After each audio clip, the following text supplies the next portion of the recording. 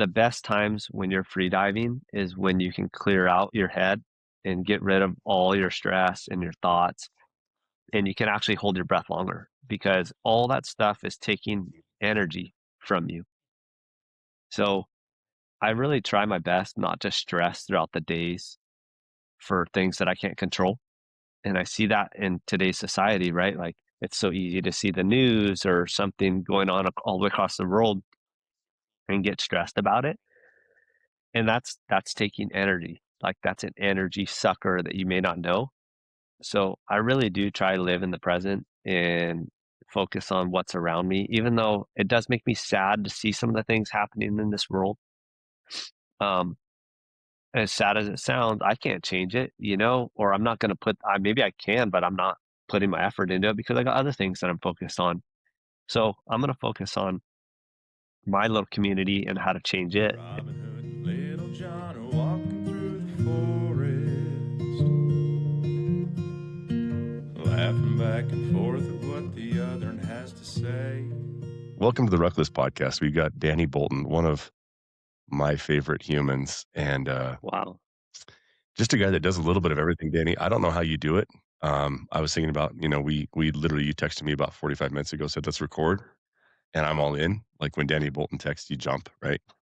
But it just worked out that we got to record this morning. But man, I was thinking about what I want to talk about, and there is so much that you're up to that it's a little intimidating, man. You are busy. You're out there. You're kicking ass all the time, and so. Guys, we have Danny Bolton on today. Me, Brian Trainer, Tyrel, brother. I'm working on calling him Brother Bubba. I'm going to try and make it stick. Bubba. Brother Bubba. Yeah, We called him Brother Bubba Bubba. when he was a little kid. He's 12 years younger than me, and his first word was Bubba for bottle because he was a fat little baby. For He real? was so fat. Yeah. Dark skin, dark hair, Just a little He was fat kid. chunky, Oh, yeah. and then Yeah. got skinny and blonde. Shrimpy. But that's us, guys, and here we are with Danny Bolton. Danny, what are you up to today, brother? We are in Atlanta for the Dallas Safari Club. I'm here with Soreness, so we have a booth.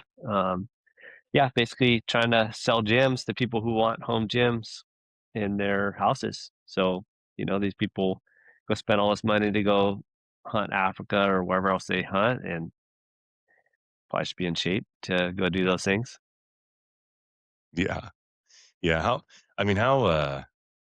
There's a lot of different opinions of that. And like, I've got some old school buddies that just, you know what I mean? They kind of laugh at the guy that's like the training, the fitness guy, you know what I mean? They kind of laugh at us a little bit, those kind of farm and ranch boys that they spend their life working anyway. And they look at us and they go, all right, that's cute. You need to train. But I mean, what's your opinion on that, Danny? I mean, I love training to live. I love training to hunt. It's my motivation, having been an athlete prior, elk hunting has become the thing I chase. But dude, what's your honest opinion on that, brother? Yeah, so my take on it is kind of like broad, like it's hard to put all hunters into one big bubble because there's so many different hunters, right? Like you have whitetail hunters, you have Western hunters, you have people go to Africa, whatever, and we're all lumped into the same thing. So the way I see it is, everybody should be in shape so that we're ready to do any of the things that we want to do. Whether we want to go hunting or just general fitness and health or play with your kids. And like for me, I got to go run with my daughter and stuff. So I got to be in shape for that. And I don't want to be the deadbeat dad that can't do those things and can't go on a hike if my family wants to go on a hike or go on the hunts that I want to go on. So I will say that there is some people who naturally can work a job that keeps them in shape, but I can guarantee you there's holes in their fitness that the gym can fill. I can tell you from my own experience, I never worked out all my younger years. I would just stay active. I was skateboarding, I was, surfing, I was riding dirt bikes, and all those things kept me in shape, kinda. And then working construction, Yeah. And we're doing the construction. pouring grind. concrete, and you're bent over, you're running a screed, and like you're shoveling. There's muscles that you're working and you're overworking certain muscles and you're not working some. And so my back my back was pretty tweaked throughout almost my mid-20s through my mid-30s. My back was tweaked where every single morning I would get out of bed and have to roll out of bed, push myself up with my arm and just basically hope it didn't seize up until I got warmed up. And then there was 2 different times where I was on my hands and knees for a couple days after hurting my back. And so Yeah. when you work out in the gym, you can build all those muscles that keep your core solid and keep you ready to do the things that you want to do. So anybody who wants to criticize anybody who's spending time in the gym is just um, ignorant, I Mm. think, to what Yeah. what it can do for you. Right. Right. Yeah, we had, Adrian with Ridgeline Athlete on a couple weeks ago, and, he brought up just the fact that, like, yeah, you can kind of be in general shape, or you could even cheat. You can go into the woods and be out of shape, and after day 3, not out of shape, but in marginal conditioning, and in day 3, you're kinda catching up and you're okay. But it's the injuries, especially at my age now, 45 years old. Like, it's not about, like, it is about being in shape, but it's also about not getting injured when I'm out there, right? So protecting your ankles, your knees, the shoulders, and kind of the elbows, kind of all those little, you know what I mean? Those little hinge points. And so, yeah, for me, that's a big piece of it. But, dude, tell us what you're about, Danny. I think that I have my own. I think there's a couple things. I think I know you, so I think I know exactly, kind of not exactly, but I know what you're about. But then there's a lot of people. You have this kind of Instagram, social side of what we see, right? But there's the other side of that people don't see. But, give us your perspective of kind of where you're at in life right now and what you're up to, man. Yeah, so they're both the same. Um, they're both me and very authentic me. But yeah, what you see on Instagram and social media is a lot of the things that I like to do. And Yeah. there's 2 reasons I share it. There's one because I'm making a living in this world of Instagram influencer, whatever you want to call it. And then the other reason is straight up what an influencer is, but I like seeing other people go do hard things. I like seeing other people get into hunting. I just generally love it, ever since I've been younger. I like pushing people to do things that are out of their Mhm. comfort zone. And that was in Yeah. person. So now I kind of get to do that online a little bit. It's just like poke the bear and like push people to go do things that they're maybe not super comfortable with or don't have the confidence to start doing themselves. So naturally, I'm going to do all these things that I do on Instagram anyway, whether the camera's on or not. I'm fishing, I'm Yeah. hunting, I'm doing these things. And then the side that kind of gets left out of social media is a little bit more of my connections and my friends and family and stuff, just because I don't feel a need to share all that stuff. And I do share a little bit about being a dad and a husband just because same thing. I'm proud of the things that I do as far as being a husband and dad. And Mhm. I like to push other people into being a good person, good husband, dad. And I feel like some people take that a little lightly, whereas I take it pretty serious. And so I do leave some of that stuff out intentionally. And so not a lot of people get to see that. But um, for me, that's probably one of my most important things in my life. Yeah, and it's hard to share that family piece. I don't do a whole lot of posting, but I think that I see that and go, like, it's tough to kind of take your personal stuff and put it out there, right? Like your family and your kids and your wife, like that's kind of for you. But, Danny, when we were building, we're rebuilding the RuckList app, or doing version 7.0 at this point. And instead of doing an influencer page, we have a mentors page. And I think you really embody what I meant when I told our team, like, I want a page that's mentors, not really influencers. I don't care about their influence, but I care that they mentor people. And Yeah. I think you do an excellent job of really trying to help encourage people to go out and do that thing. So I know we call it an influencer, but I think really I see you as a mentor to people, right? And that heart of that is really where I find you really landing in this space in the hunting fishing world. And the trip of it is, man, is like I know a lot of people that are quote unquote influencers, and I know where a lot of their content comes from, and I can see like I know they went on 2 or 3 trips a year, and they'll take that content and they'll spread it out over 12 months. You know what I mean? And knowing you, like, your shit is like, he did that yesterday. You know what I mean? Yeah. Like, he's Yeah, posting what he did yesterday, right? And that's the big difference with you, which is why I find you compelling to watch. It's like, dude, this bro is like, he's out on the boat again. He's surfing again. He's hunting yeah, a goat again. You know what I mean? yeah, And how do you fit all in, bro? How do you find the motivation to kind of like be like there was a couple of years ago at Winter Strong. We had finished, 4 days in Winter Strong. You crashed on the floor of our tanks. You didn't have a place to stay, or you did, but it's just like the night got away from us all. yeah, Cars had all left, and I gotta crash out. Plus, I have to leave for the airport at like 4 in the morning or something. You just took a 2-hour nap, and then you got on a plane back to Hawaii, I think, from there, right? yeah. I don't know where I flew, but yeah, I do But it's gotta remember be that. exhausting, dude. Like, how do you roll that hard, man? How do you roll that hard and just keep getting with it, right? Like, that's a trip. I think people see it and they go, "That looks like a lot of fun." I'm like, you couldn't hang." You know what I mean? Like, it For looks sure. neat from the outside, but I don't know if I could hang with you, dude. Like, you go Yeah, hard. it's tough. We just finished Winter Strong, and then I stayed a couple nights and did some other things, and then now we're here in Dallas Safari Club. And before that, um, I filmed a bunch of stuff for Montana Knife Company before I left Hawaii. So we had 4 days of filming, and that's all. Like you said, some stuff. I'm sure that content will get spread out over time, but Yeah. we haven't even shared some of that stuff. I have footage of catching an octopus, spearfishing a fish, and then a huge tiger shark rolled in on us, and that's all from less than 2 weeks ago. And I haven't even released any of that stuff. It's just I don't know. Over time of doing all the things, don't get me wrong, I do get a little burnt out sometimes, and I just want to be home. And I think maybe that is my key to it is when I am home, I try to rest and I try to regroup.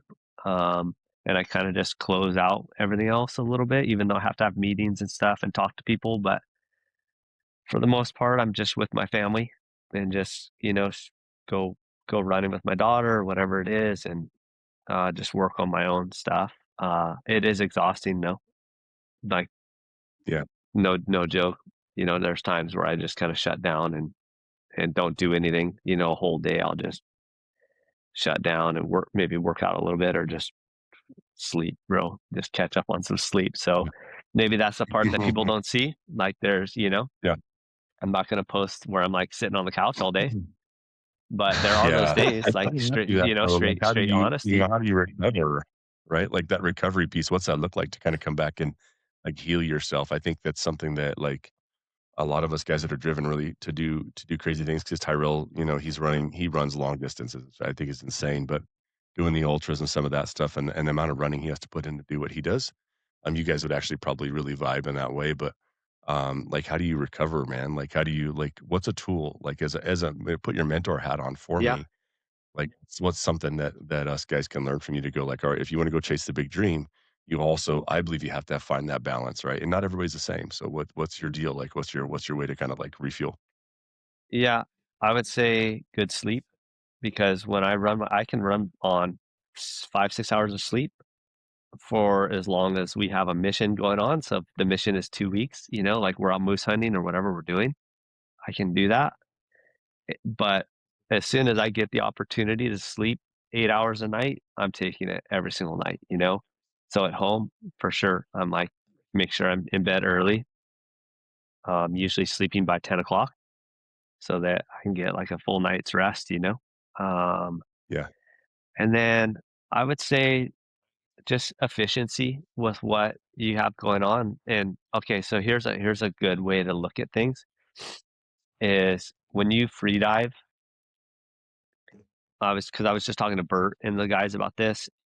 The best times when you're free diving is when you can clear out your head and get rid of all your stress and your thoughts, and you can actually hold your breath longer because all that stuff is taking energy from you.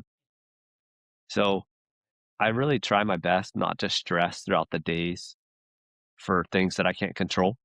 And I see that in today's society, right? Like it's so easy to see the news or something going on all the way across the world and get stressed about it. And that's taking energy. Like that's an energy sucker that you may not know. So I really do try to live in the present and focus on what's around me, even though it does make me sad to see some of the things happening in this world. Um, as sad as it sounds, I can't change it, or I'm not going to maybe I can, but I'm not putting my effort into it because I got other things that I'm focused on. So I'm going to focus on my little community and how to change it. And, like really small is just like my little family in Hawaii. But then there's guys like you that I'll pour energy into, which, right, because it comes back, like I've talked to you before and had asked you advice and had you pour your energy back into me. Yeah. So that's where I spend my energy, and I try not to waste it on other people or things that I don't need to. So I would say that that's some Yeah. good advice because I've been there. I've wasted energy on people that I should have never wasted energy on.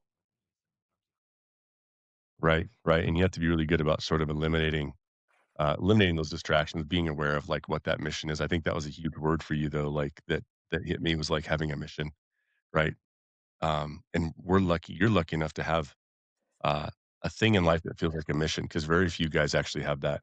And they go to the 9 to 5 every day, right? And rarely does it ever feel like this is a mission critical task, right? And I think for me, I'm the same way. Like if I have something that feels mission critical, uh, I'm highly motivated for it, right? But when it becomes kind of bullshit and that kind of mundane thing, it's harder for me to get motivated. I know there's that whole saying of like master the mundane if you want to have success in life, right? And Yep. that's true, right? There are times when like if shooting your bow or doing the burpees in the gym or running for you guys like running that 15 miles, you go, this is, I've talked to the brothers, like it's sometimes not as much about like the running the 15 miles, it's just the mental of like, yeah, it's gonna take me a couple of hours of just running, you know, just out on the trail, just doing it. Right. Yeah. So yeah, I think that's that mission piece, Tyrell, right? Yeah, having the mission and because every day you don't want to do it, that grind piece of it, right? But it's like something that you find yourself losing that mind, the running. It's like you just got to go out the door and then you got to start. And then you find yourself clearing that mind. Um, and you're however far into it. Some days are longer than others, but then it all goes away and then you're just running. And then you're breathing like you should and you Mm. you feel like you should. You just like you did yesterday and the day before. And then you're just So it's similar kind to of Danny with grinding the in and breathing out. thing. Like once you Yeah. let some of that shit drop away, it starts to Yeah. get easier, right? But all that bullshit, I think, just compiles and makes it hard to make that first step for anything like going to the gym or just kind of making those right steps during the day. Right. We had this conversation yesterday at the muster with like surrendering the things you can't control. So surrender and whatever that means to you, like finding that peace. Like if I can't control it, why is it taking this headspace? And I've never dove. You're not a diver, but like I've never thought about that. Of like you have just precious seconds of air you're keeping and consuming and how negative thoughts or whatever could, that's energy that you can't waste. And on a normal day, you don't look at it that way because it's energy you can waste. Um, Yeah. but putting it in that like 34 seconds, I don't know how long you have, but a couple minutes, right? Of holding your breath and it's real. You gotta be free. You gotta surrender that. And so that's cool. I've never thought about it in that way. Yeah. It's like we all have the same amount of time every day, but it's how we use that energy. And if you're, to go back to your question of like, how do you rest? Is like, if I do it right, I'm efficient with my energy and I don't need as much rest. But if I'm using a bunch of energy on things that I don't need to, then that's wasted energy, and then I need more rest. So, Right. And I think that even, I can't stop thinking about that mission critical statement you said though. I think that for guys like I think it's just as important that's why when you're diving, like it's really clear, right? You've got really one thing, right, that you're out there trying to do. And it's so much easier because it boils everything down. And I think we get so caught up in, like you said, Danny, not worrying about what's, it's important to be sensitive to what's going on around the world, but at the same time, there's not a lot we can do about a lot of that. Really, we can affect our local community, we can affect our family and our kids and our partners. And I think that's the best we can do with that sometimes, right? Is generationally for me, my wife and I are constantly trying to go like, how do we raise really empathetic kids that are educated, are aware of what's going on, you know what I mean? But don't get too caught up in it. And what are they going to do about it themselves that day, right? Um, but yeah, I think it'd be something. I mean, that's something that really hits me is like, I think for guys out there, like, find something that feels like a mission to you, right? Yeah. Uh, if you're lucky enough to find a career that goes, this feels like a mission critical thing, to go chase that down because I think so few people have that. And so we Yeah. allow distraction and we welcome distraction at that point. Yeah. And I think it kind of goes back to what you guys are saying about motivation versus discipline. Um, I'm not the most disciplined person especially when I was younger, but I was highly driven off motivation. So Mm, thankfully, I've been highly motivated to be good at a lot of different things, which has allowed yeah, me to squeak by basically without having that discipline trait. Um, but I've had to incorporate discipline a lot more into my life nowadays. Just because I'm not be able to do, even though you were saying, yeah, I gotta do all the rad stuff all the time, which I do a lot of stuff, but there's days where I can't, and I need to stay in shape or I need to have discipline to get the other things done that I need to get done in my life. I still gotta be a dad. I still gotta make sure, things are paid and stuff and take care of things around the house. So I need to be disciplined to make sure I do those things so that I can go on a hunt. Um, and thankfully, I've had this motivation of doing these hard things that in order to do those, you need to take care of these. And uh, yeah, so it's a fine thing. I hear that discipline thing a lot, and I totally agree with it. But I think it's easy to forget how much fun it is just to be motivated by something and just dive into it, only because you love it and that's it, and just be excited for it every single day. And like running, you see the best runners. Yes, they're disciplined, but they have motivation to be better at running. There's something there, like they wanna be good at a race or something, so there's that motivation level that's driving some of this discipline. right. And it's something that that's a really common thread. I think I have the same thing. Like, I'm not this really kind of dialed in, journaled. Everything's always the same. And I've had to really create structure around just making it fun for myself. So I know the weight room equals success for me. It just does. Mhm. But I don't always want to. I don't always want to go in there. Yeah. So I have to do a lot of things to kind of trick myself into it, right? Where I just go, I'm going to make it a game. I'm going to make it fun. I'm going to do something different with it today, but I'm still going to go in there. And the same if it's conditioning or something. Just always having to figure out a way to maybe gamify it for myself a little bit because after doing it for 26 years straight, you get a little tired of it sometimes. Not Yeah. everybody does. There's Yeah. guys that just love structure, but I'm not that person, right? I'm weirdly not a structure person. I'm very much, even like this podcast today, Danny, you text me and say, let's jump on in 40 minutes. I kind of love that. I wish they were all that way. You know, I don't Yeah. want to come in with all these like structured things. Like I enjoy the free flow of it, and not everybody's the same way, but that works well for me. And so I've said it before on the podcast, but you have to just decide. Every day for me, I look at myself and I go, is today a stick day or a carrot day? You know what I mean? Like it's going to take one of the two. Like either I kind of tip myself by something, there's a good reward on the end of it, or there's times I just got to beat my ass into shape, and just do it. You Yeah. just got to kind And of force yourself to do that. But yeah, we've been trying to get this together for a while, and I know, like, it's always I'm running around doing something, or we've been busy, but, I'm glad that we finally made it happen. And then I think too, just going back to some of that stuff, like you were saying, like the mission, it's cool to have a mission, um, to motivate you because you got this big thing looming of like, "Oh, man, I got this big hunt or I got yeah, this big race. I better make sure I'm ready for that." So, like, here's the mission and, like, here's me getting ready for it, and, yeah, it's important to do that. You see it with people like, "Oh, I signed up for a marathon." so that they know, okay, I'm accountable to that. And same thing with these Yeah. hunts, right? Like, oh man, I signed up for this hunt. I got this tag. I better be ready for that. So that's like our motivation, and our discipline's got to be focused towards getting to that mission. And then it just feels right, you know. Some of my most satisfied, happy feelings where I lay down and go to sleep at night and I just feel like I'm where I'm supposed to be is when on a hunt and the only focus is killing an animal. And as crazy as that sounds, it's such a hard thing to do. So all of my energy is focused into this one thing. And you have to use your brain a lot, but thankfully I can rely a lot on instincts because of all the training, and I built all this muscle memory of shooting my bow or like what to do when the wind's going this way or all these things. So I can just like be so in the moment, present during these hunts, and you have a singular focus, and there's no room because it's so hard. There's no room for anything else. You know, there's no room for stress or what's going on over here in this city that I don't even know about. There's no room for that. This one focus, I got to get this done. And I'm so highly motivated on trying to be successful at it. And I think that's just in us too, right? Like we were made to hunt because that's how we survived.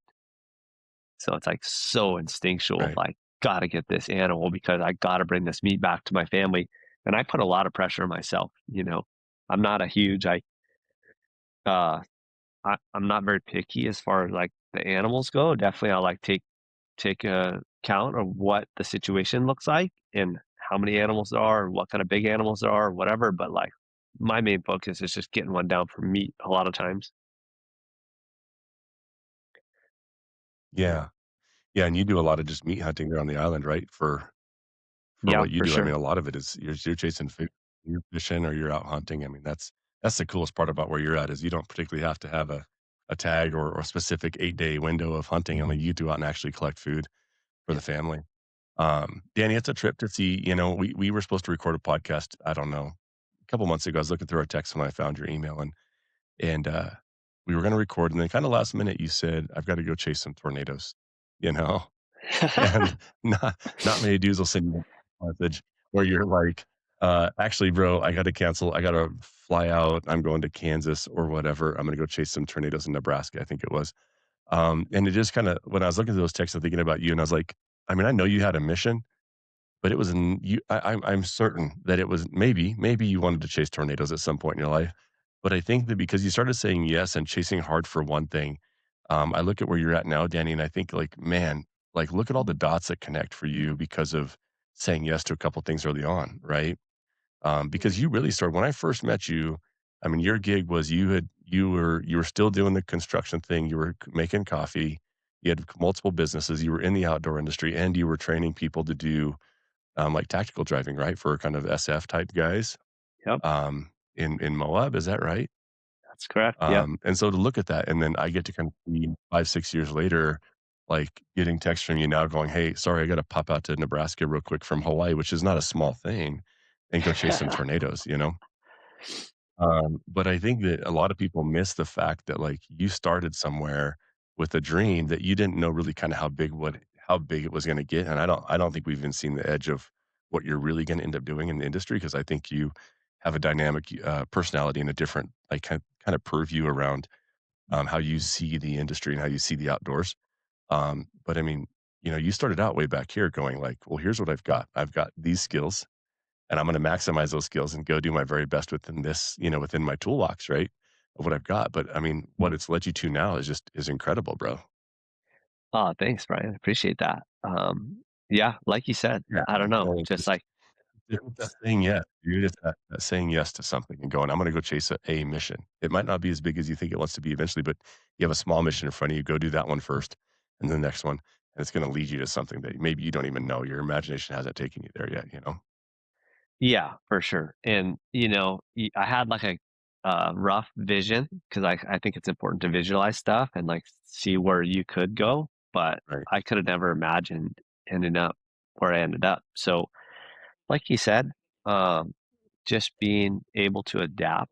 I think that's probably one of my biggest strengths is I'm able to adapt wherever I go. I can relate, to a lot of people because I've done a lot of different things as far as work and family and um I just can relate to so many different people on so many different levels. So I'm able to adapt to a situation and a lot of it you kind of just have to drop your ego and not think that you know everything and really just lean on those around you or just lean on your past experiences to get you through things and not be afraid Right. to say yes to something that you're not fully confident in and trust yourself that you'll figure it out, you know.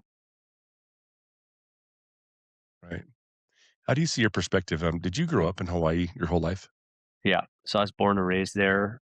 We traveled a Yeah. little bit, Yeah. but not a ton. And then I moved out when right out of high school, once I got out of high school. Yeah. And then I traveled all over the country though. Yeah. Like right when I graduated high school, I got work for some different car companies and stuff, doing random stuff, but traveled pretty much all over the US, all the big cities. And I did that work for several years. So I got to see most of the country, and I got to see at least like the cities and stuff. I got to see how people live in these cities and the different Right. cultures and things. So that was cool. So yeah, but after the economy Yeah. crashed in 2010, I moved back to Hawaii. Yeah. Because you've got a different perspective, man. I mean, you can kind of like sense it with you. Like there's a different, it's a cultural vibe that I can't really put a finger on. But what do you think that is? How do you see kind of like versus the islands versus the mainland? You know what I mean? Like you've got a little bit of it. There's definitely a different culture there than there is here, kind of mainland U.S. Yeah, Um, yeah. Hawaii raises you. I didn't realize it at the time because you're in it, right? You don't know any difference, but it's not an easy place to grow up. The people are very loyal, which is amazing, but they'll hold you to your word. And if you look at someone the wrong way, you're going to get in a fight. Um, that's mm, just like it's and no everybody's going to fight over their verse. Nobody carries a gun or anything. Nobody's packing really in Hawaii, and you're not worried about that. So like, and you're not worried about someone pulling a knife out. Maybe a little bit more now, it seems like, but when I grew up, you'd fight it out, and then that was it. Um, and I tried to stay out of fights, so I got good at just making sure I didn't piss anybody off, and if I did piss someone off, I could usually talk my way out of it. But so you're saying there Yeah. was a little bit more conflict over there then? I mean, what do you sense in there that maybe you don't see here? I mean, it's like, was it a I little just scrappier growing up than what we might have on the mainland side? Yeah, I think, I don't know. Yeah, I don't really know because I didn't grow up in the mainland, but I do see people in the mainland Yeah. a little bit not soft because there is some hard places to grow up, but yeah, I don't know. I didn't grow up on the mainland, so it's a hard one for me to answer. I just think people are less likely to talk through their problems or fight it out and kind of like settle it. They'll hold grudges a little bit more Mhm. and actually not really get down to what the issue is, And then the people are good. The Right. culture's great. The cool thing I like is that you're at the beach, and if your kid is making trouble, somebody's going to go let your kid know. If they're at the beach throwing rocks at people, somebody's going to go over there and scold your kid, and that's just the way it is. That's Yeah. rightfully so. Whereas I feel like in the mainland, someone goes scold your kid, and then people freak out, like, "Hey, don't talk to my kid that way." Yeah. How If you you did talking that, to a kid like that? 100%. Yeah. yeah. Yeah. If you did that in Hawaii, you'd be the one, like, as a parent, getting knocked out. So, Yeah. I I think think there's a it's little bit just of that, like, even, like, where we grew up, like, there's a lot more Mexican families where we grew up. It's like 70% Mexican families. And, like you wouldn't be surprised there if like, somebody else's auntie came over and like took a sandal and like whooped your ass. You know what I Yeah, mean? And, like, I think there's a cultural piece there that's just even just those kind of more native cultures, right? Where like it's a little bit more like it takes a village. Like they have more of this bigger picture view, I think, of like we're all one big family here and like we're raising each other and we're raising each other's kids and it's all part of us helping each other out versus like I think that's one really bad thing about like I'll just say I don't know if there is a white culture, but I'm gonna say that I can say it, I guess. right. It's like but it's very units, you know what I mean? It's like little micro unit of like my Yeah, family, your family, yeah, your family, your family. And, like, that Mexican culture that kinda we grew up really a part of is very much bigger, you know what I mean? La Familia, right? Like, that bigger family unit that goes, "You're welcome in, you're part of our family. Also, I'm gonna bust your ass if I see you out doing something stupid." You know what I mean? And so yeah, you get like, I remember those, like, those old Mexican ladies that would, like they saw me doing something stupid, they'd come out the front door of the house and yell at me, you know what I mean?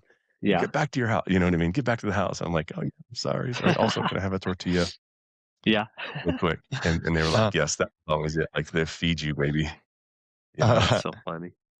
yeah, I think, while you were talking, it's kind of like we here, and maybe it's just geographically, it's like we just spread out more. We're reclusive more, like, um, and we don't live on a beach or anything, but we're not all the kids in the neighborhood, like in the area, hanging out at the beach during the summer. I don't know, Yeah, it's different. just kind of that, yeah, that community that is almost like we need each other to survive on this island for thousands of years, right? And where Yeah, we're quick to go.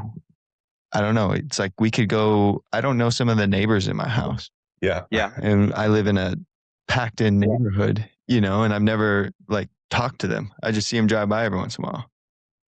yeah. I think too. And I that's mean, just, you have like it's a that's small what I town felt like vibe, you was know? different when you were talking. Yeah. And I Yeah. think you have that in the mainland too. You have like these small town vibes, that, you know people and you know the people that you went to school with and they still live there and then their kids are going to school with your kids. So we very much have that. And I think other places have that. Because even though, yes, you're right, like people are spread out in the mainland, you have that in cities too, right? Like people don't know their neighbors. And I would just call it like the American culture. The American culture is pretty crap. Like yeah, it's pretty shit, honestly. And it's frustrating. So like my wife's family's Cuban, mhm, so they have the Cuban culture. They have, multi-generational families that like take care of each other and stuff. And it's very much like Hawaii, like get together with the family, eat dinner, and help each other out. But yeah, the American culture, I feel we lack culture. We don't have our own food. We don't really take care of each other. We don't really know our neighbors. Um, it's sad, you know, and there's that in Hawaii as well. yeah, right. Yeah, it is sad, and it's I don't know. It's like maybe just being so young and it's such a big melting pot, but it's like we're so quick to forget the past of our culture. And I'm talking more like just like my own family. Like I have zero idea um, who my great grandpa is other than his name, and he has the biggest tombstone in the Mhm, town. mhm, But there's no other stories that like live with him. Like, right. so it's hard to build a generation or culture to past generations when we're so quick to forget it. And then the industrial boom, it's like, how quick can we just move on and be this new version of us? I feel like, I Yeah. don't know. It's so Yeah. weird how we don't have culture, how we just so quickly forgot, But how do we Yeah. do that ourselves quickly then, move right? away. Because at some point, We're building it. you've gotta change Yeah. that, right? Yeah. So like look at this Right. weekend, Brian. Yeah. Like we just spent last weekend with Bert, Yeah. Sornex, and we're building community. And so we found something that we all like, a way of life, a lifestyle that we live, whether it's strength and conditioning, Mm, doing hard things, archery, and we're together instead of online. We're in person and it feels more special and you can build those connections. And now look at me and you. You know, I've called you for advice because we met in a place like that, Yeah. and I've had you've enhanced my life because of it. So yeah, we are in an age where it's like a little bit more spread out, and you know, I don't live next to you, you're not my neighbor, but we still need to build those communities, and you still need to have people in your corner, and you can't forget that. You know, like we need a team, and that's where this last weekend at Sornex, it's so fun to watch because you build your team to compete, and it's not often that as an adult you get to compete anymore, but you have to build your team and they all have to have their own strengths. If everybody has the same strength, you're not going to do good in the competition. Everybody has to have different strengths. So I need someone who is very smart, business minded. I need somebody to call that is very family driven. Um, Someone to call for strength and conditioning, archery, whatever. You need to build your team, and we can't do it alone. Like us men and myself included, Right. we think we can do everything ourselves, and we're so it's so hard for us to call for help and ask for help. And I need close enough people to call that I know like they're not going to judge me when I call them and ask them these questions, and they're going to be supportive of me, and they're not going to judge me for you know, the position I'm in of weakness. Like if you're calling someone, it's because you're weak. You Yeah. need help. So I think it's important to keep building that That's a community big and that that's a culture. You big know. shred. Like when you're in a spot, it's such a good test of your crew or of your tribe of men and women is just when you're in a tough spot and you go like you recognize I need to call somebody, right? Like whatever it is. Like I've had those moments whether it's like somebody I got served, it's a lawsuit, or I'm struggling in my marriage, or I'm struggling with my kids, or I just don't know what to do in the business side, or I screwed up and I lost a bunch of money. And, you know, all of those things, all those people you just listed, Danny, are those people that we need kind of in our network of people. Um, and I think in order to even get to participate in that network, though, you have to be real. You have to be able to say, like, hey, I'm struggling with this, or I quote unquote failed at something. And inevitably, like there was probably more failure like at Winter Strong because there's so many people that do so many just savage things. I bet there's no place where you'll see more people that have failed more times than that group. And also there's never, you know what I mean? There's never a group you put together that has more success than that group, I believe, you know? Um, but I think you could probably go to them and go, tell me about your failures, you know? And there would be a long list for each one of them because um, if you're trying to do what you're trying to do, bud, like we're going to fail, right? God, I have failed so many times, right? And you know, that's why I hang up like my my Olympic trials bibs in the weight room, you know, because they're just the reminders of the failures. They're not reminders of success for me. I think people see them that way, and I've said this before on the podcast, but they're I walk in and they're like, all I think when I see those is like, if you'd have just tried this much more, you know what I mean? If you'd have given two more Sundays, or if you'd have given up this, or you'd have tried harder here, or two more reps, right? One more mile ran, or maybe you did more yoga. I can look back now and I can totally I can theoretically look back and say, if you'd have done this better, you'd had more success, but we don't really know, right? But Yeah. that's a huge test when you do struggle. Who do you call? You know, what are you doing? Like, what do we do to create that, Danny? Let's just touch base on that for me. Like, how do you create the brotherhood, man? Because the thing about Winter Strong is it's cool. And also, bro, I had so many dudes be like, hey, man, I love you, man. You Yeah. know, you've had a lot of them too. Text messages you get done. And dudes like, hey, I didn't get to see you much, but just I want you to know I love you. Hope you're crushing. You know, let's catch up sometime. You know? Yeah. And that's what people don't get is if you were to look at the picture of those people, you would not guess just how many like I love yous get tossed around at that group, you know? Yeah. There's a lot of well, it comes with vulnerability. You know, there's a lot of us that put on this, um, you know, put on our armor and go to battle. But when you see it all comes from the top, like when you see Bert being vulnerable, then you're like, wow, Right. look at this guy. He can be in touch with his feelings and be, you know, here he is dancing with his daughter or whatever it is. So you, Yeah. when you're around it and you're around people that are inspiring to be around and you're getting to see them also be vulnerable, as my one friend always says, like, you get out what you put out what you what does he say? Like, you get back what you put out, you know? So, like, if you put out that time where I'm vulnerable to you and you can be like, wow, like, you're opening up, and then you can be vulnerable back to me. I will say though, like, it relationships take a lot of time, and not all of them. Some are good, but, like, it takes a long time to build good relationships. And as much as, like, Yeah. I do love a lot of those people there, there's some that I've had to build a lot of time with and put a lot of effort into, and then there's some people that, like, are really close to me that aren't in that community that I also have, that I've grown up with and stuff, and I've put a lot of effort into making sure I have them as friends, and make sure that they know that I'm there for them and that they've done the same for me. So, I will say people I don't know, I it breaks my heart when I know some people don't have good friends. And I wish that they did. Yeah. But it takes a lot of work, and it takes time and opening up. You gotta take time off work to go hang out together, or you gotta make an excuse to go spend time together. And when you get older and you both have families and stuff, that is not an easy thing to do. Yeah. It's a lot harder to help a buddy move now than it used to be, Yeah. Yeah. you know?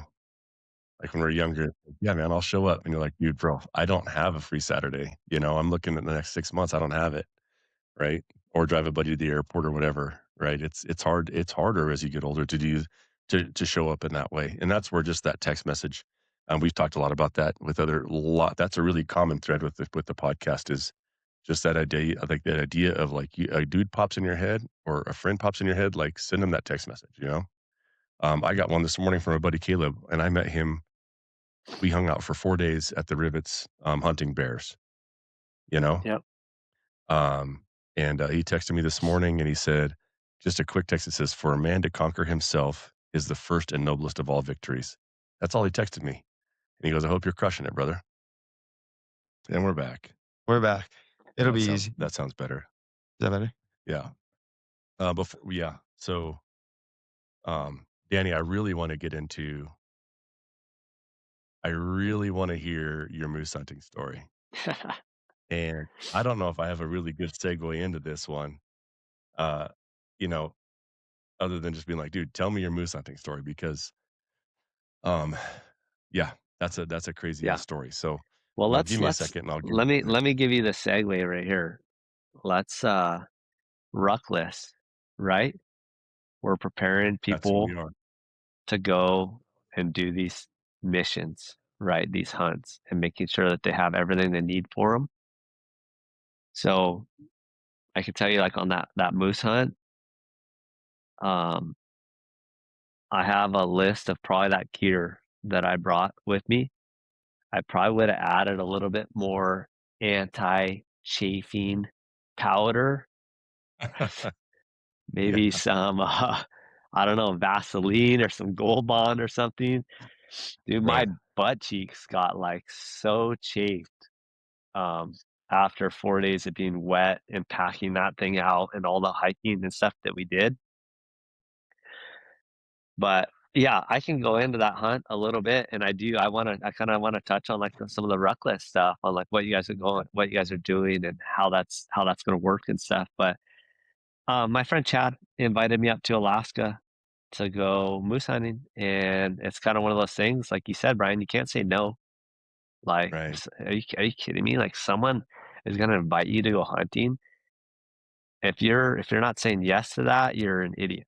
You know, especially someone who's solid and you can tell you have to get a good read on people. You definitely don't want to go on a hunt with someone that you don't feel comfortable with.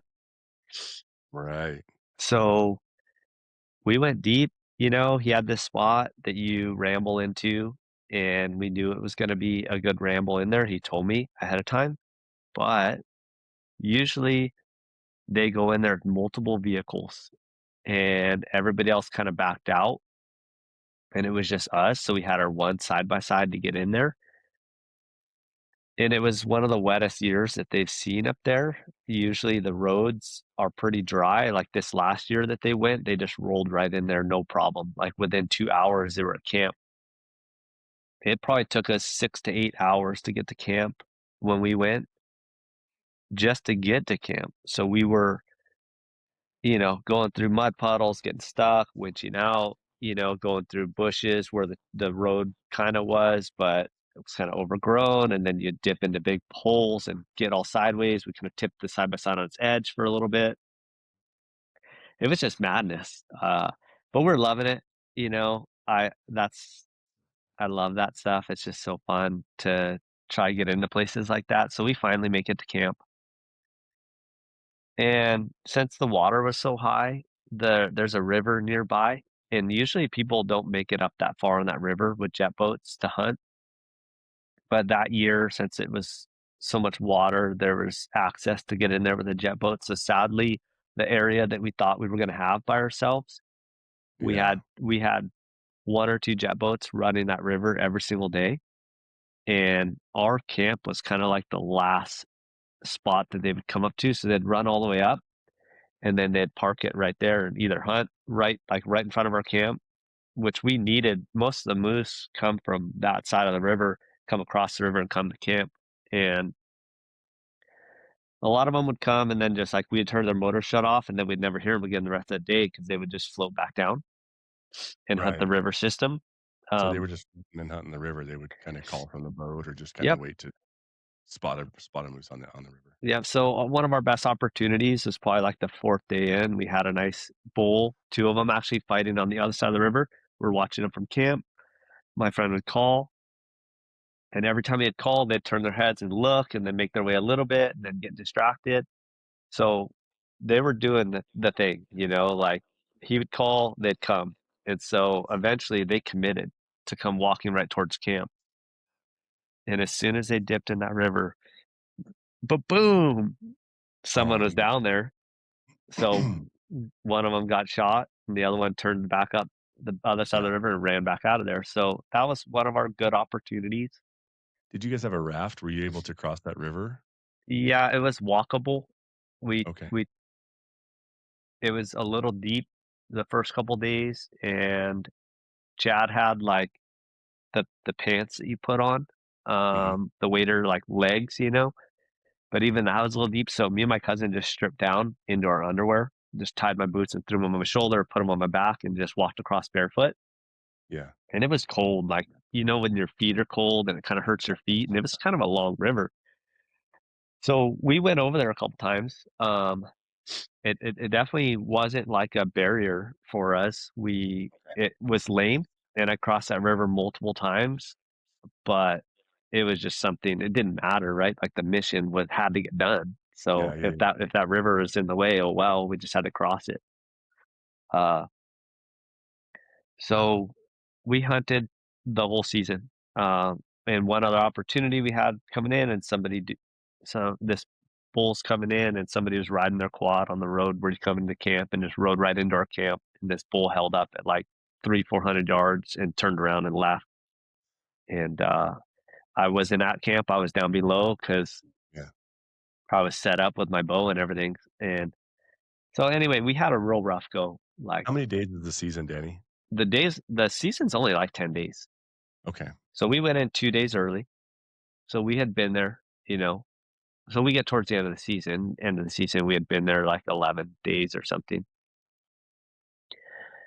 So we were seeing these bulls from where we were sitting at camp, like 3.5, 4 miles down this big valley. You'd see them on this hillside.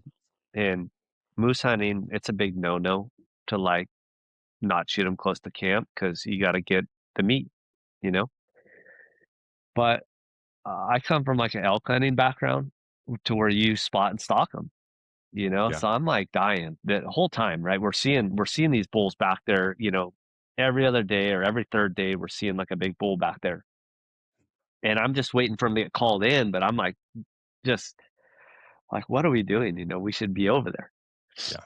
So Yeah. coming towards the end, I was like, "Hey, let's at least go see him over there, Let's just hike over there and see what it is." because I'd rather do that than sit at camp. And I told Chad straight, I was like, hey, I would much rather go back there and blow one out the last day than just sit in camp and not see one at all, or maybe see one and have it never come. Yep. And he was a little hesitant. He knows the game. He knows how big they are. He's shot a And moose before. He knows yeah, what you're getting into. Yeah. yep. So, but me, I'm an idiot, and I was kind of just like, I told Chad, I was like, dude, I don't care if it takes me 3 days to pack that bull out of there. Like, I'll spend. I got nothing better to do these next couple days, Right. So we go back there, and we get back there about 2 miles to where we can see down the valley clear. We can see up this other valley, and we see a couple cow moose right away that we hadn't seen in a couple days. But we knew that those two cows, there's like two cows, and then there was this little bull. We knew that they were hanging out with the big bull. So like, that big bull's got to be around here somewhere. Yeah. And this is like midday. Pretty soon, like in the afternoon, boom, this big bull stands up, and he's like a mile and a half up this valley. So granted, we're like already 2 miles in. So as the crow flies, we're like 3.5 miles from camp is where these bulls are. And we're watching them. Chad's trying to call them, and he doesn't want to go any further. And this is the only time where there was tension between me and Chad. We're awesome hunting partners and like very similar in our mindsets. But he was hoping that bull would come down to us, and it wasn't budging. It started actually walking away. And I was like, we should go back there. And Chad's like, no, I don't know. Like, that thing's walking away. There's no way you catch up to them when they're walking because their stride is so big. And I was like, man, they've been hanging out in this bull. We got to at least try. So, Chad was down. He's like, okay, let's go. Let's go check it out. And so we hike up this thing, 1.5 miles through like the tundra, and there's like some burnt trees and stuff. And we get back there and we're seeing them like they held up. And so we're stalking in, we're getting closer, we're closer. At this point, I switched over to his rifle. I was like, let's just get this thing done. Last day, you're like, we Yeah. want to. Yeah. Yep. And it didn't even bother me. Like, I would have honestly shot one with a rifle pretty early on after we had all the other public pressure. Everybody else is shooting them with rifles. Yeah. So it's like, dude, let me try that big old rifle, So Give me that boomstick. yeah, give me that boomstick, give me that longbow, Yeah. So then we sneak in. We get to 200 yards, me and Chad, and I poke my head around a corner, and there's two big bulls standing there that we hadn't seen. We hadn't seen one of them. And I was a little confused at first, and the non-resident requirements are like, you got to shoot a pretty big bull. So I was like, Chad, hey, there's two bulls over here. Like, which one do I shoot? And he, we had seen the small one that was with that big bull. So he was like, shoot the big one. I'm like, bro, they're both pretty big. So he hasn't seen these bulls yet, though. So he hasn't seen the second one. There's two bulls. They're both big. Yeah, I'm on this side of the tree. He's on the other side of the tree. The other side of the tree, you can only see one. Yeah. And it's like facing this way. And so he comes on my side of the tree. He's like, yeah, shoot that one. And I'm like, did you see both of them? He's like, no, I only see one. Well, the other one's facing. And he comes back and looks, and he's like, oh, wait a minute. This one's facing this way. This one's facing this way. And he's like, they're both legal. He's like, they're both legal. Just get it done, Yeah. So I just line up on whatever one had the best vital shot and stand a broadside. I line up on it, crack off a round, and the thing just stands there and eats it. And I knew it was a good shot. Like, I rack another one, and I'm ready, and I'm looking, and I could see like a little bit of red. And Chad's very much like, shoot him once and let him die instead of like blowing a bunch of holes in him. Yeah. This thing stands there for like a minute or so and just like buckles, goes down. And I look over, and the other one's standing there just looking at him. And like, I'm looking at Chad, and I know he's got a tag. Oh, no. And I'm like handing the rifle to Chad, and he's looking at me, and he's like, should I shoot the other one? And no joke, this is the best part of the whole story. I was like, it just came out of nowhere. I was like, that's how legends are made. And I hand him the rifle. And he just goes, walks over, finds a rest. The thing's still standing there, and cracks the other one. and we got 2 bulls down within 20 yards. 3 miles So away, 3.5 miles so away. before we even shot, we knew we were like, "Hey, we're gonna get ourselves in some trouble shooting one back here, Yes. but I think we can figure it out." After we both shot, and we had my cousin with me too, and he had no say in this whole thing, and he was gonna be there with us, right? And, like, he actually needed to He's a kinda be mule. home. Like, Oh, he shit. he took time off work, and now, like, last day of the season, and we're supposed to fly out in, like, 2 days, and now there's no way we're making these flights, right? No. Yeah. And the amount of, like, stuff we're gonna have to do in these next couple days. So, we both kinda looked at each other, and when I walked up on that bull and seen how big it was, I told Chad, I was like, "Dude, we kinda effed up." Like, Yeah, we this screwed up bad. yeah, this is gonna be a mission, which Yeah.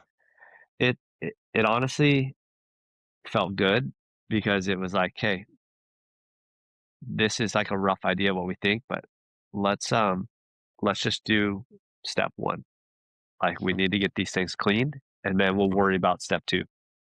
mhm. And that's basically what the next 4 days looked like. Okay, like, step 1, let's just get the meat off the bones right now, and let's get these things cooled down. So, that was in the afternoon, we shot those 2 bulls. We started clean I gutted the one so it could cool down since we weren't gonna be next to it for a little while, and we cleaned the other one. We got one fully cleaned, took about, I don't know, till midnight or something, and then we cleaned the other one.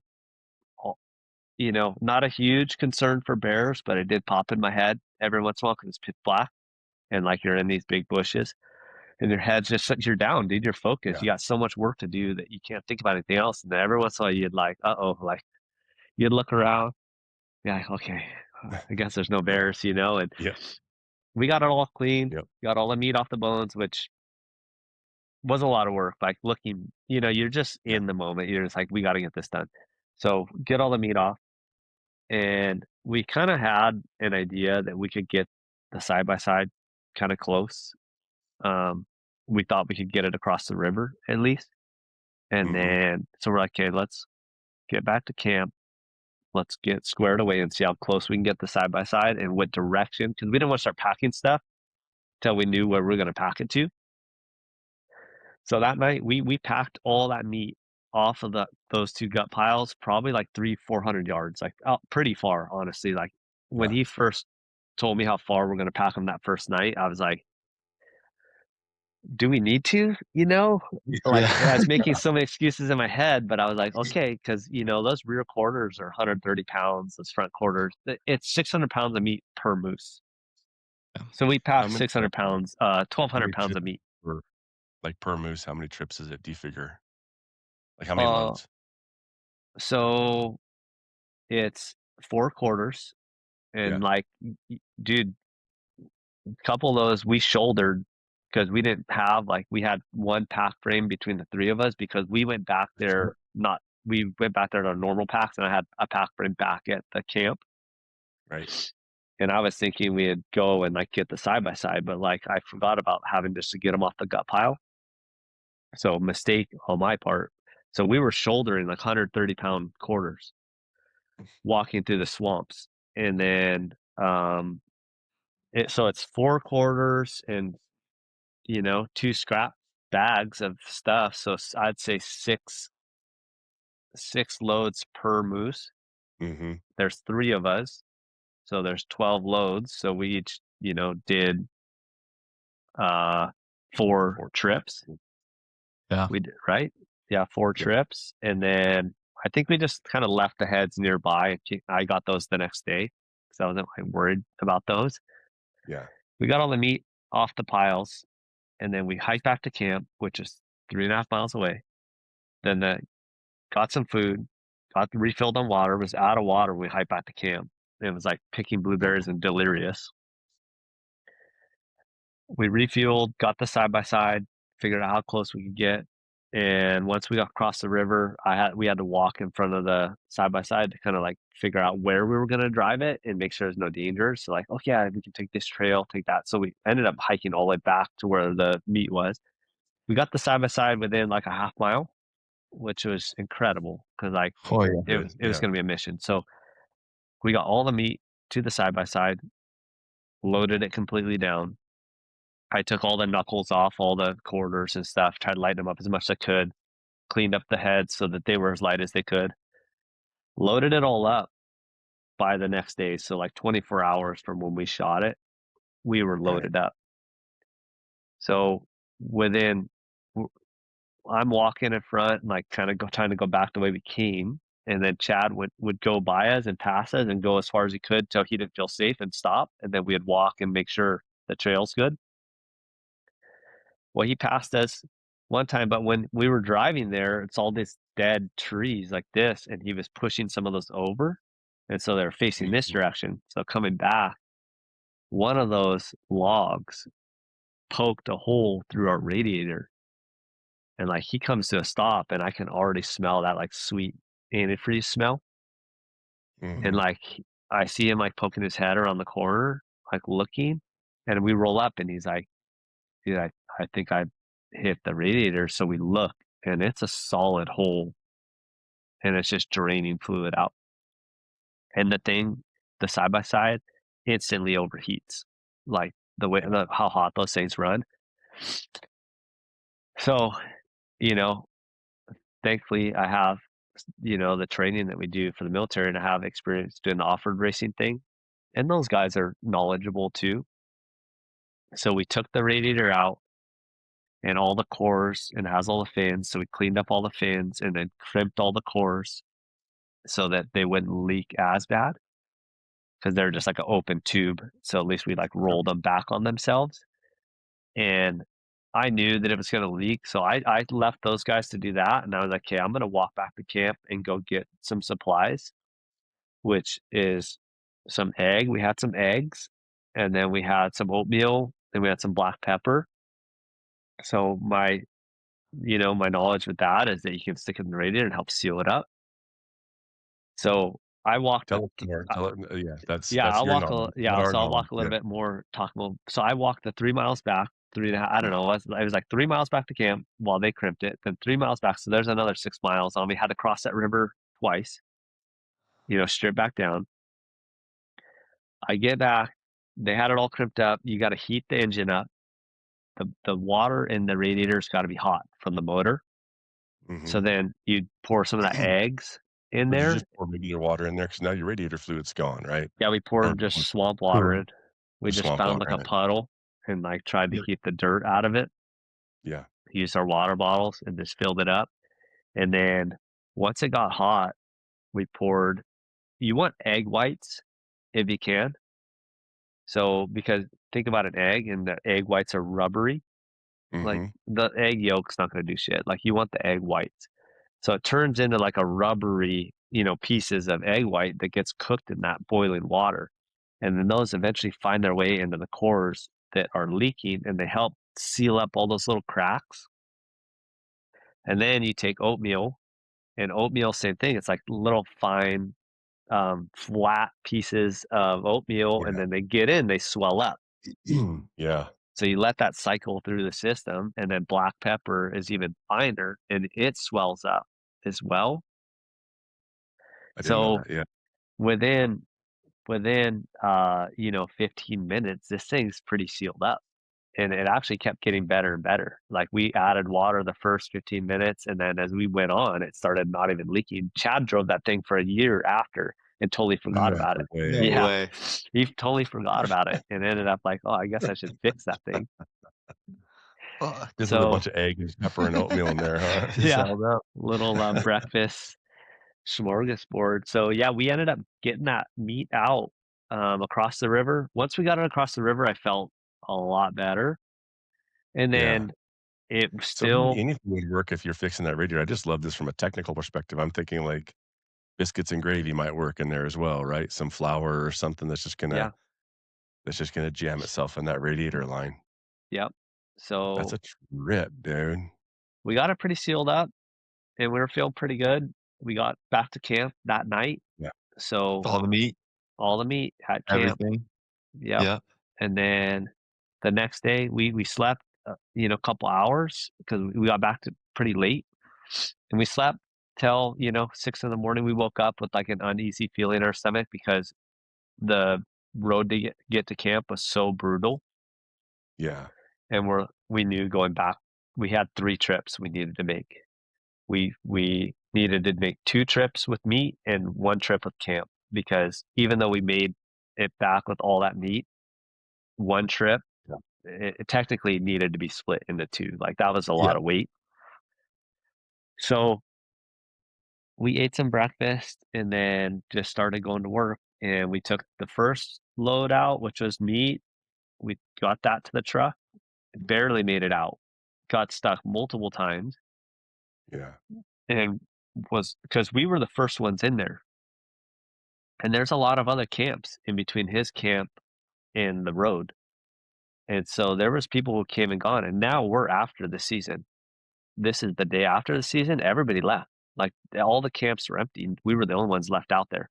That road is rutted up. It's And that trash now. trash. So we No. weighted down. We barely make it out. Unweighted coming back in, we were able to rip through some of the stuff all right. We come back and we're like, okay, let's get this load of camp out because we had like a little trailer, and let's get all our camp stuff out because we had a chainsaw too, and let's clear some other spots where there used to be other roads before, Right. and now they have like deadfall all over them. So we ended up clearing like a mile of trail just to get through this huge mud puddle area, this huge like windy mud boggy area that we had to winch like 5 times through. We clear this other trail, and takes a while, right? You're just like Yeah. getting all that stuff done. So we got all that done. We're able to get the second load out, feeling pretty good. We're like, okay, one more load. So we went back in there. Night is like midnight. We load up the last load, and within a half mile from camp, not even on any hard terrain, nothing. We were going, and all of a sudden, zzz, it just like spins, right? Like the belts Yeah. on those side by sides shredded, and you could smell the burnt rubber. And both Chad and I didn't say a word to each other, and it was just a feeling of heartbreak. Like Yeah. your stomach feels sick, and we kind of just sat there, and I sat quietly, and the thing's just running, and then he just shuts it off, and I'm just like, okay, like, do you want to look at it? Do you want to look at the belt? Yeah. And he's like, I don't even want to look at it. I already know what it looks like. And I'm like, okay. So we had 5 miles at that point. We had to hike back to the truck. And when we got back to the truck, my cousin's sitting there and he sees us walking up with headlamps. He's like, uh-oh, that's not Oh, good, no. Yeah. Get back to the truck. We got a 2-hour drive just to get cell service. Find out the nearest Polaris dealer or whatever. I can't remember what side by side it is, but the nearest dealer is like 3 hours away. So we drive. We're there before they open. We're like sleeping in their parking lot. They open. First one's in there. Like we're waiting, like watching the lady unlock the Yeah. door. Yeah. We go in. We get a belt. We drive back. We hike the 5 miles back in. Put the new belt on. By this time, it's like mid morning the next morning. Actually, a beautiful day. There's wolf tracks on over our footprints from the night before. Mhm. So like Yeah. where we hiked out the night before, there's like wolf tracks going over it and going both directions. I thought for sure something would have messed with the meat, but we got back to the side by side. Nothing wrong with it. But yeah, like I said, like my butt cheeks were like we were wet that whole time, and like my butt cheeks were all chafed, blisters all over my feet. It was a rough go, but we got that everything out that next day. Yeah. Had to text our You wives get multiple all times in of the like woods. not going to make That our puts you like flights. 12, 13 days total. We were out there for I bet we were out there for like 12, 14 days, something like that. I never really added it up, but we ended up staying an extra 4 days. Yeah. Yeah. That's a long time, dude. People don't get just how long that starts to feel. Like a 4-day hunt, 6-day hunt, that's one thing, but like 14 days, like, you start to just kinda lose touch with all Oh, yeah, reality, you for know? sure. Yeah, you're cooked after that. Yeah. Everything, your face is chapped, like your Yes. cheeks are chapped, your everything's chapped. Like, you definitely step into a different, Yeah. comfort with cleanliness. Dude, absolutely, and that's and that story came up because I was talking to you about I'm going to Alaska this year for a moose hunt, and, I've done a lot of hunting here, and I feel really like it's nothing for me to go into the backcountry here, but there's something about going to Alaska and being that far away from anything. Like, even here, the worst case, I'm 6, 7 hours away from getting back to, the real world, Yep. but I think there when you're, like, you're multiple plane flights or, you're 8 hours of, a side by side, you have to be really, really ready to go, and that's super intimidating to me, man. Like, that's where I mean, from the RuckList side, selfishly, like, that's where I see the most use for myself is, yes, it's nice for those daily like, those short trips just to make sure, "Hey, I'm leaving, I know I got everything I need," but the pressure's on when you go to Alaska, man. It's different. Yeah, and so Chad had a spare belt that I missed that part of the story, but on our way in, we burnt up our belt on the way in. Yeah, So there's our spare belt. Thankfully had some tools. Definitely would have packed some better tools. But yeah, as far as like the ruckless side of things go, I will say we had I had all my wool stuff. I had a bunch of First Light wool stuff, and that's all the stuff I wore next to my skin pretty much the whole time. I don't think I ever really took it off. Um, yeah, and so wool socks, wool long underwear, wool top, and then multiple layers of wool. And I was soaking wet. Those, especially those last 3 days, it was kind of raining a little bit, and I got soaked yeah, during part of it. And I stayed warm, you know, and it was kind of trippy because we never stopped moving. So you yeah. always felt warm. And I asked Chad, I was like, hey, is this meat gonna be cool? And he's like, dude, it's 30 degrees right now. Like Ye if you stop moving, yeah, you feel You're gonna sweaty freeze. right now, but like Yeah, if you stop moving, you'd freeze up. yeah, Yeah. So yeah, definitely having a good set of wool, good set of rain gear, um, good boots for whatever, you're doing. And then there's a bunch of little things, right? Like garment in reach was like so vital to have up there.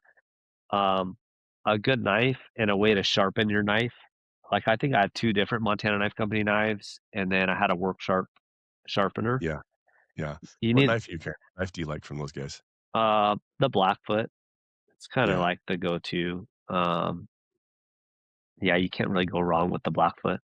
yeah, And then just like a little sharpener, yep, be yep. small and light. Headlamp and extra batteries. All the Mhm. batteries. Gonna need extra batteries for sure. And dude, spend the extra money. Get the lithium ion batteries. They're gonna last longer. Yep, yep. So What headlamp are you running, Danny? Do you know? yeah, it's like a black diamond one. Yep, I forget exactly which one, but I've gone through a couple of them. yeah. Um, I think I had a backup one too. Like a backup headlamp is not a bad call. No. Yeah. No, I always have 3. I'm weird because Yeah, I've been there. Like, when you're in the backcountry and your head like, your headlamp you got on burns out, and then you're like, "Shit," so you pull out your backup, and I don't know. If you're an idiot I guess if you're not that bright, you need 3.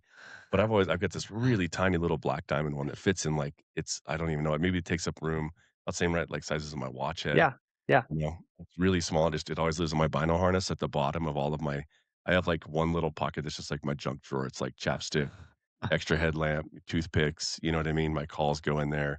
It's just like my little man purse, yeah, but that always goes in there, so I've always got 3. I just do. They're so light of all the shit I carry, like, that's the one thing I don't wanna end up without is a headlamp. for sure. Yeah, good headlamp. I have a tourniquet that I carry with me, little first aid kit from Uncharted, and then I mean, there's a bunch of little things we can go into Oh, like yeah. all the details, but it's you got to be prepared.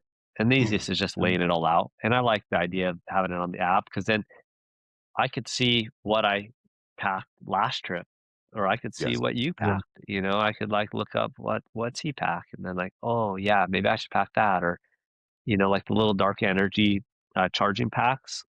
for charging up your phone and stuff, and charging up your inReach and stuff like that. So Yeah, it's to me, good. it's like the idea of looking at another like we all three grew up in the construction trades, right?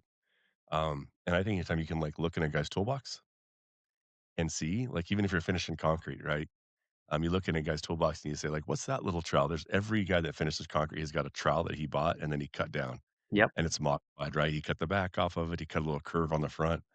And he's like, well, this is for steps. You know, when I'm trying to get in that little corner, I'm trying to finish steps or whatever it is. And it's the same with hunting, where if you can look inside a guy's pack, the major stuff's always going to be sort of the same, but there's a story behind all of that. There's such a story behind so much of that piece does, and it's like there's literally a story when you go, "Hey, I've got to carry this little pack of oatmeal," or whatever yeah, yeah, is, you know. But even from your story, we got a side by side this year for hunting, and the first thing I bought was an extra belt, and I 100%. put a safety in it, you know. And Yep, little did I know I was going to snap an entire wheel off, you know, the lugs and everything, you know. But we had some really heavy duty zip ties, like just the like industrial strength zip ties yeah, and a roll of baling wire, which those are like the two things I would tell everybody should always have is a roll of baling wire because you can fix almost anything with that. And I literally put the wheel, I just baling wired the wheel back onto that hub, you know, just twisting that just like you would tying rebar together. yep, Just 1,000 of those, like, and it was just enough to get it like off the road and onto the trailer. So we had a 4 mile walk back to camp, you know. yep, And it's the same deal. Those things freaking break, bro. Like if you're gonna have one, be ready to work on it, right? yeah, And know yeah, how to work on it. yeah. A lot of it is preparation before you get out there, right? Like prepare Right. to know the things that you're going to be out there with. Yeah. Don't just like assume that all your gear is good. Like put it to the test before you get out there in a situation you're going to be reliant on it for survival. Yeah. What would you tell me for the moose hunt though? I mean, this is selfish. Yeah. Using people's time to learn for my own hunt, No, but of like I'm going course. to Alaska, dude. Like what's you told me this weekend you said wool, you gotta have wool on the body top to bottom. Did you guys take you didn't you had like a pair of like kind of almost waders, but a lot of guys say take a pair of waders. Is that worth the wait you think to take something like that? A lot of the Alaska boys will run like the ones you pull up over your legs, like they're over boots and they're Hmm. light. Because whether you're going to go hiking somewhere, which probably not moose, but you're going to be floating or a plane ride, usually you're kind of like weight limit and size. You're trying to like get Yeah. everything down. So a pair of Yeah. big waders might be a little much where they make those Mhm. over boots. Um, that's what Chad had. I'm so I w- this year when we went caribou hunting, I brought my rubber boots too. Just Yeah. like my Like a grizzly lacrosse boot? rubber boots. And Yeah. I wore those. I actually packed out my caribou wearing those and it wasn't bad because they're actually fit pretty well where they're not super sloppy. Mhm. I go between those and like, this might be laughed at by some people, but I wear like my early season boots, the same ones I would elk hunt in. And I wore those in Alaska. So the Yeah. same boots I go elk hunting in, and then a pair of just gaiters, like just the ankle gaiters or whatever. That's all I wore. Um, and I tried to avoid to not stepping in the big puddles. Yeah. And then when I had to cross the river, I just stripped down, like straight Yeah. stripped off my boots, took off my pants, and went across like that. Um, I would say, yeah, the over boots would be cool. I think full on waders might be a little overkill, Right. um, but they're not going to hurt if you got Right. room to pack them. It's just like when you look at all the stuff you're going to end up packing, it's going to be a lot of stuff. Yeah, I've watched videos of guys that basically end up living in their full waders the whole time. Yeah, If it's and that's just it. If it's raining that much, like I've seen, you know, dudes will just say like they just lived in their big old Sims waders the whole time, yeah. like you're fly fishing the whole trip. And it maybe depends on where you're going because we Yeah. were all the way on the east side of Alaska. Yeah. And so I think the weather might be a little different, like when you're near the coast. Yeah. But yeah, that and like some good blister stuff. If you're Yeah. gonna be walking around a lot, and What's your go-to for blisters, man? What's the like kind of I, what's your I place really there? don't, I don't really get like I really don't get blisters that much, but usually they make like that thick. I think it's called like moleskin tape, right? And it's like Yeah. that thick tape. I put that on. that's helped. But my secret to blisters is don't get them. But Yeah. I did a big hike, the one we did in Hawaii, the Sea to Summit one, where we hiked up to the top of the mountain. I wore Mhm. two pairs of socks. Yeah. I wore a thin pair of socks, and Yep. then I wore a thick pair of like wool socks over that, and that like created a little bit of protection. I never got blisters, Yep. so that was nice. And just keeping your feet dry if you can, Yeah. Yeah. obviously. Yeah. What needed killer. Yeah, blisters, that prevention, just kind of the 2 socks, a lot of people do that. People will gel up, like, especially in the running world, like taping toes and stuff, but it's like the hunting and the packing, keeping it dry, keeping it clean, but, even better than, like, a moleskin is just K-tape, and especially even whenever they come in, like, the pre-cut pieces, you cut one of those in half and wrap it around, like, your whole ankle, and then I'll usually just take that and then as soon as I get a blister, just put it on there, and that's gonna suck in 3 days or 4 or 5, however long to take that off in the shower or whatever, directly on it, Yeah, but you can kind of eliminate that friction because it's just friction. The blister is made from friction. So if you just eliminate that spot, then you're kind of good to go. And I always tell people like sooner than later. Like if you're Yeah. feeling a blister, just stop, take your boot off, see what it is, clean it, cover it up, and then Yeah. move on. Because if you allow the friction to just keep going, you're gonna make it worse. right. But K-tape is a good one where the moleskin just where 'Cause sometimes it's it's a small. little That moleskin thick. is small. Yeah, and they come in like the pre-cut circles. Right. Like when we were taught, it was like cut a circle out, leave the blister open, and then raise the skin around it to eliminate a friction point. Right. But and it's a great idea. It's really hard to get a circle to stick onto your foot for the next 6 days, like Yeah. in a perfect spot. It's just eventually that's not gonna work, and then you're gonna create something. So Yep. that's what I found. Just like slapping K tape is kind of the easiest because then you can warm it up too and make it stick better. And Yeah. And I'll ruck quite a bit before a hunt in my yep, boots because that's what it is. Like your feet aren't prepared to be in boots all the time like that or like Right. those exact boots. So I'll hike yep, in the same boots that I'm gonna hunt in and I'll ruck for, at least 2 months leading up to any big hunts that I'm doing. Even Right. if it's just once or twice a week. Like when I first do it once a week. And then, as it gets closer, you do it 2, 3 times a week. Your feet are gonna be more prepared for that. Yeah.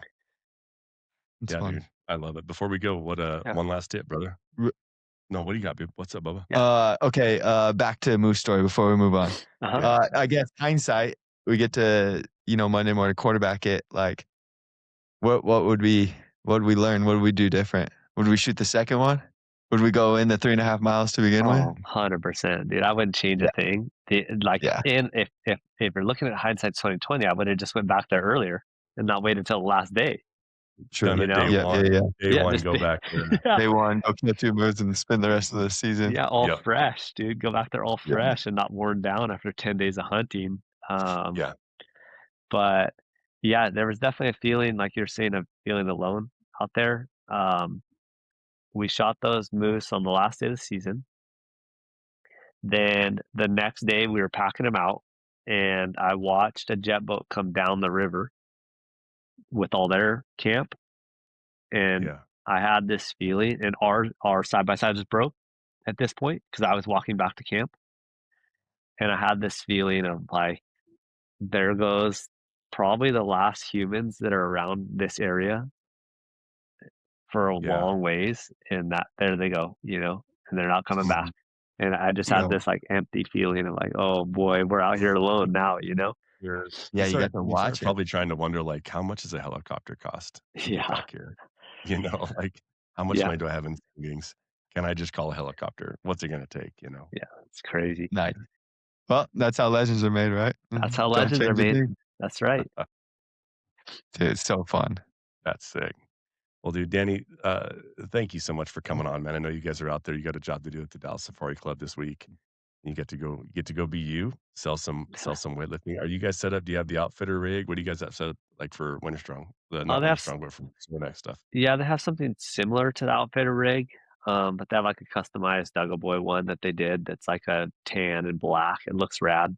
Um, Yeah. and yeah, we'll just be out here and doing our thing. It'll be cool. Birds coming out, and it'll be cool. It'll be fun. Yeah. Good. Well, thanks again for coming on, man. I know we could talk for hours on we didn't even Yeah, brush up against half of the stories that you've got, running with your but, daughter. That's really fun to follow right now. yeah, it has been cool to see that, man, and, I noticed you were a little thinner, but you're like, "Hey, I got a job to do." Yeah, Like, I gotta be running, you know what I mean? So it's like, if I wanna keep up and spend time with her, you gotta you kinda you created another savage, and so now you gotta keep up with her, right? yeah. I need to get back in the gym more, and I straight up like the reason I haven't been getting jacked like in the weightlifting stuff is just pure an excuse. Like the time I normally spend working out, I've been running, Yeah. and I need Yep. to just add that on top of what I do. It's hard to hold that muscle, though. I mean, your body doesn't wanna do it. Your body knows better. It goes, "Hey, this is useless. If we're gonna run, I can't be holding muscle," I'm you so know? skinny right now. Yeah. It's just And you guys have a couple of same 100 thing. milers you're doing this year, right? Or maybe not you, but you're I'm not supporting? signed up yet, but yeah, we got a couple on the books. So crewing for 2 so far. Yeah, And then the 21st will be our first race of the year. in February. Yep.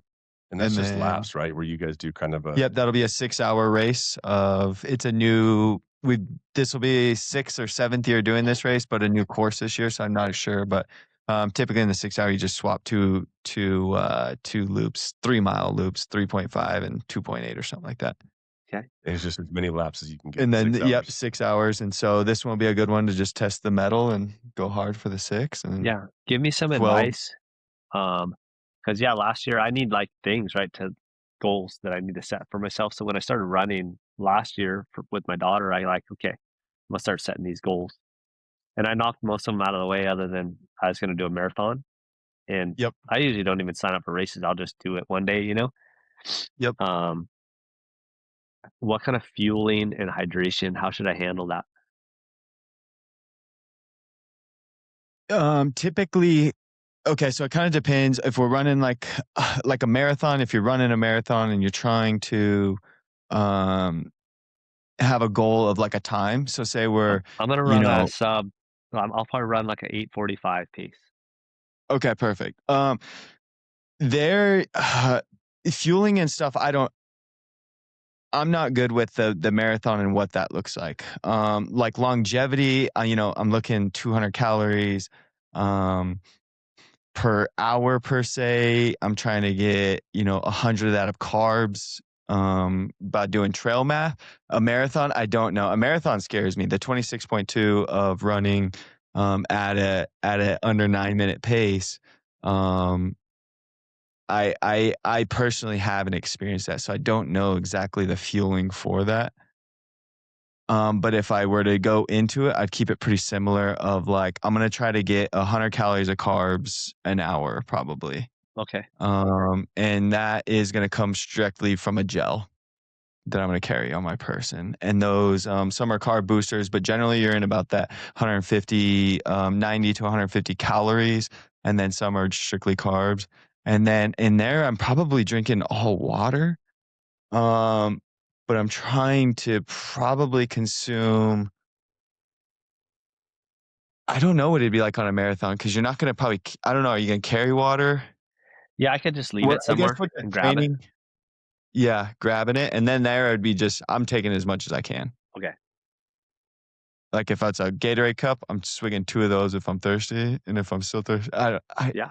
that's a tough one, Why is it different than like an ultra or like just a 6 hour as far as you can go? What changes there for you guys? your output level, so you're cranking out max output for that whole 26.2, and I don't know the quick math, but 8.5, you're what? 3 something hours Yeah. that's your maximum output.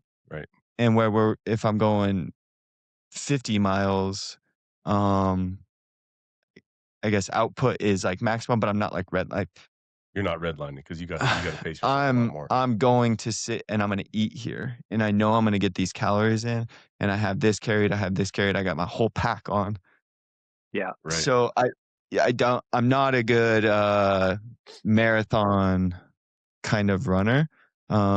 but you'll be able to find that stuff. But that's probably a rule of thumb is like 750 milliliters of water and 100 calories of carbs or 250 Yeah, calories in perfect. general is a good one. And then of course, just like we do races and not races, and if you got a tribe, it's good to go run. But like we were talking about earlier, deadlines spur action, Yeah, right? And so if you have that race, then it just gives you that excuse or the motivation Mhm. to hammer that out. yeah, But then, yeah, and then just figuring out the biggest thing for nutrition though is if you figure out what that plan is that you want to do, learning to train nutrition. A yeah. lot of us don't do that. A lot of us just go run. And then you're on race day and you're on your 20 out of 24 gels and you're like, this is the worst fucking thing ever. Yeah, And it's for sure. like you gotta train that. You gotta train drinking. You gotta train eating when you're in it because 'cause you're like, "Oh, I'll be hungry, I'll do it." And it's like, you're not hungry, but you need those calories. Yeah, it's kinda how I felt. I But ran it's a I good ran a half marathon, that's kinda how I felt, like, I didn't wanna eat or drink, but I forced myself to. Yeah. But, Yep. yeah, Yeah, and that's for those keeping that just drinking. You don't have to get a certain number, but making sure you do it, especially when you don't want to. You need to come do a awesome. 100-miler, dude. Come out with Yeah, these guys. yeah, let me You knock gotta this marathon out of the way, and then I'll Yeah. set some new goals. This is the last, like, thing on my list of things I wanted to knock out. I'm gonna knock it out, and then I'll yeah. reassess. Yeah, the ultras, like, watching these guys, it's not really the same. It's It's a weird. totally different It's a world. whole different Like, we're not running. We're not runners compared to running a marathon, I guess. it's just a don't stop, right? It's 24 hours of Yep. just And then keep there's pegging. people that are running marathon paces for 100 miles now too. So Yeah, it's there's crazy. levels to humans. Yeah. Um, but yeah, it's fun. The marathon is fun. Good luck to that. I'm scared of it. I've never done. I've ran one just on my own to see it hit the mark, and then I've passed it a few times throughout my life now. But that's one I want to check off too someday. Yeah, it'll be fun. Um, yeah, it's just one of those things, gotta do it, gotta try. It's like only Yeah. I don't think I'm gonna die from it, so Yeah. I'm just gonna push it, finish it, and then I'll see how I feel. Yeah. The big thing is, yeah, figuring out how you just keep that red line, that heart rate, bringing it down, and then how can I keep this pace? Find that rhythm and then just crush it. And I think that's the goal to those speed races. We're trying this year. This year is going to be the goal speed, and Yeah, so we're kind of training different. We're trying to figure that out, and we'll see some gauges in there, but it's fun seeing you do it kind of like with the daughter, her dragging you in it and stuff, and she's a with the badass. young daughter. Yeah, Yeah, she it's cool crushes to it. see She's an animal. It's crazy.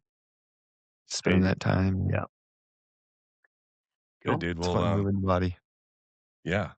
Thank you, Danny, for being on the RuckList podcast, man. I Thank you appreciate the guys. Yeah, energy, man, and, yeah, cool. Well, yeah, let's keep in touch. Call me anytime. yeah, we will, buddy. Well, thank you guys for listening to RuckList podcast. Danny Bolton. Danny, where do we find you, man? How do we support what you're doing, by the way, before we hang up here? How do we Um, support your mission? yeah, I mean, eventually we're gonna come out with some more shirts and stuff, so that'll be cool. Like, get yourself a Boardman shirt, but I don't have those right now. Mainly on Instagram. Danny Bolton is what it is on Instagram, and then we have a YouTube, the Boardman TV YouTube. So there's some cool stuff on there, and yeah, straight up like as lame as it sounds, it's like giving it a follow on there or on a subscribe on YouTube. That kind of goes a long way as being able to kind of see that stuff, but then just being able to keep in touch with everybody and um, Yeah, keep keep sharing, the fun stories and stuff. I love it. Cool. All right, man. Well, thank you for being on. Appreciate your time, and yeah, we'll see you guys next time.